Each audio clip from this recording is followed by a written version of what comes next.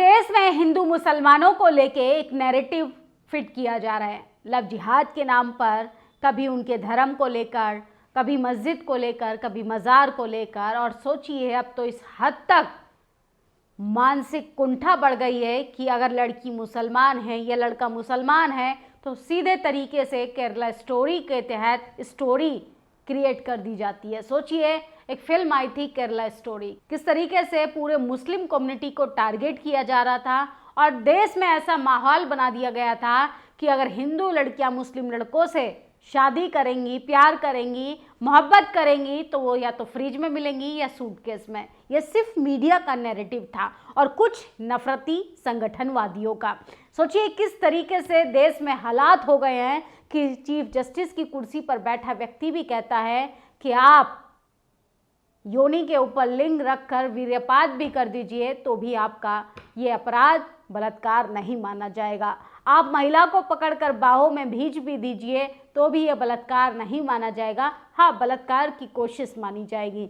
इस देश में किस तरीके से बलात्कारियों के, हत्यारों के, यहाँ तक कि महिला विरोधी मानसिकता रखने वाले लोगों का मनोबल बढ़ गया है, इस पर कोई बात कर दे तो सोचिए वो जातिवादी हो जाता है, वो किस तरीके से जिहादी हो जाता है, वो इस देश के खिलाफ जाकर आतंकवादी घोषित कर दिया जाता है। इस देश के जातिवादी लोगों ने ये सोच लिया है कि जहां नाम मुसलमान होगा उस खबर को कैसे हाईलाइट किया जाएगा, क्योंकि कई राज्यों में चुनाव भी हैं तो हिंदू मुसलमान का एंगल कहीं ना कहीं इस देश का टीवी अखबार खोजने का काम करता रहता है। सोचिए ऐसा ही मामला इंदौर से आ रहा है। मध्य प्रदेश के इंदौर में MBA की छात्रा पीयूष धानगोटिया की गर्लफ्रेंड, दोनों साथ पढ़ते थे। वैलेंटाइन डे को पीयूष गर्लफ्रेंड अपने कमरे में बुलाता है। मतलब एक केस आया जिसमें लड़का हिंदू है और सोचिए ये खबर टीवी अखबार से गायब है। हम आपको सिर्फ इसलिए बता रहे हैं कि यही पीयूष का नाम कोई मुस्लिम नाम होता या उसके पीछे कोई मुस्लिम सरनेम होता तो सोचिए तमाम लोग छाती पीटने लगते। सेक्स नहीं मिला तो गर्लफ्रेंड की कर दी हत्या, 3 दिन ट्रेन में सफ़र काटी और फरारी। इंदौर में MBA का छात्र पीयूष धनगोटिया की गर्लफ्रेंड थी, दोनों साथ पढ़ते थे। वैलेंटाइन डे को पीयूष गर्लफ्रेंड को अपने कमरे में लेकर आता है। उसके बाद वैलेंटाइन डे गिफ्ट देने के बहाने गर्लफ्रेंड के हाथ बांधे, उसे सेक्स करने को कहा। लड़की ने मना किया तो पीयूष ने उसके कमरे में कपड़ा ठूस कर गला घोट कर मार डाला। पीयूष ने इसके बाद उसके जिस्म के साथ गंदी बात की, शव के पास बैठकर शराब पी, गुस्से में चाकू से उसके पेट पर कई प्रहार किए। उसने गर्लफ्रेंड को फ़ोन से उसके घर वालों को मैसेज भेजे, गुमराह किया, गंदी मैसेज उसके दोस्तों और कॉलेज के ग्रुप में भेजे और उसका चरित्र हनन किया।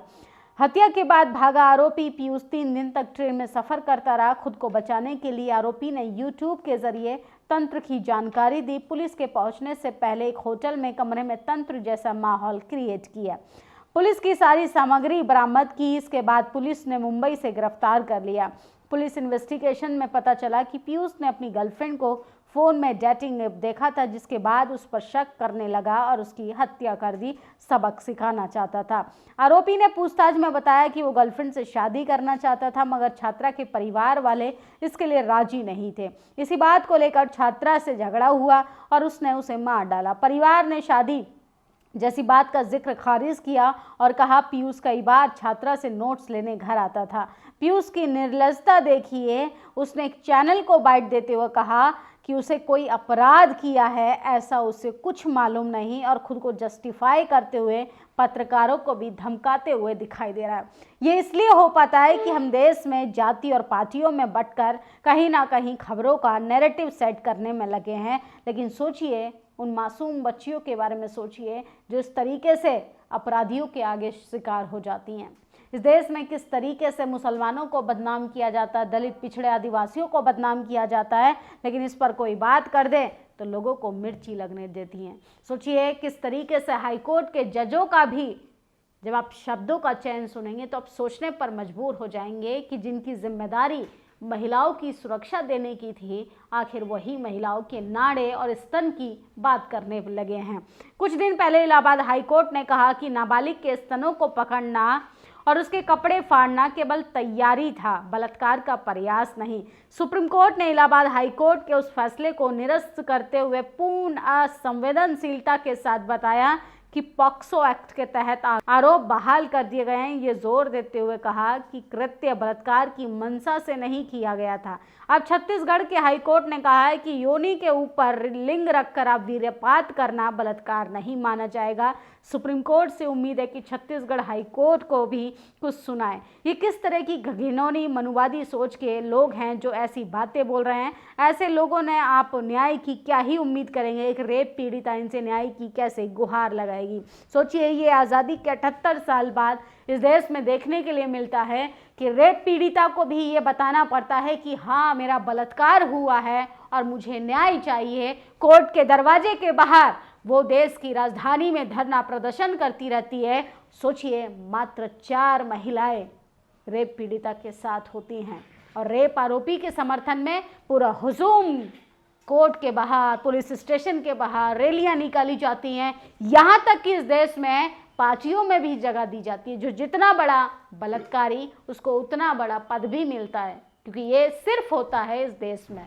सोचिए किस तरीके से प्रज्वल रवन्ना से लेके कुलदीप सेंगर तक की बात करें और अब इसके बाद ऐसे कृत्यों की बात करें कि कोई अपनी गर्लफ्रेंड को मार दे रहा है। अरे भाई, तुम रिलेशनशिप में हो, सेक्स नहीं कोई ज़बरदस्ती की चीज़ है, नहीं कोई करना चाहता, क्या तुम किसी को मार दोगे, किसी की जान ले लोगे? सोचिए किस तरीके से ऐसे लोगों का मनोबल बढ़ता जा रहा है। लेकिन यही मीडिया इन तमाम खबरों को इसलिए नहीं दिखाएगा कि लड़की को मारने वाला आरोपी हिंदू है, मुसलमान नहीं है। यही कोई मुसलमान होता तो सोचिए टीवी अखबार में बड़ी बड़ी हेडलाइंस के साथ डिबेट चल रही होती। और एक बार फिर साबित हो गया कि ब्राह्मण न्यायाधीशों में न्याय चरित्र तो बिल्कुल भी नहीं होता। एक जस्टिस राम मनोहर मिश्र हैं, तो सोचिए उन्होंने कहा था कि लड़की के स्तन पकड़ना, नारद तोड़ना, बाहों में बीचना अपराध नहीं माना जाएगा। वहीं एक दूसरे महान माइलॉर्ड हैं छत्तीसगढ़ हाई कोर्ट के, उन्होंने कहा है कि आप योनि के ऊपर लिंक रखकर वीर्यपात कर लीजिए, मास्टरबेट कर लीजिए, कुछ भी कर लीजिए, ये बलात्कार नहीं माना जाएगा। देश के हालात इतने बदतर हो गए हैं कि महिलाओं की सुरक्षा की गारंटी लेने वाली सरकार क्या ऐसे माइलॉर्ड पर कुछ एक्शन लेगी?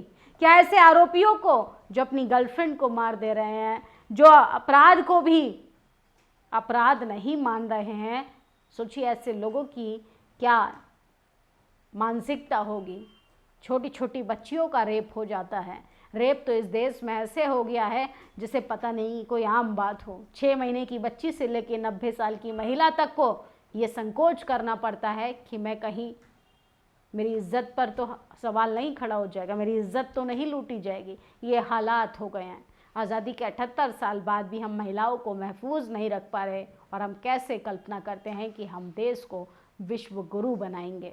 सोचिए, एक लड़के को सेक्स नहीं मिला तो उसने अपनी गर्लफ्रेंड को मार दिया।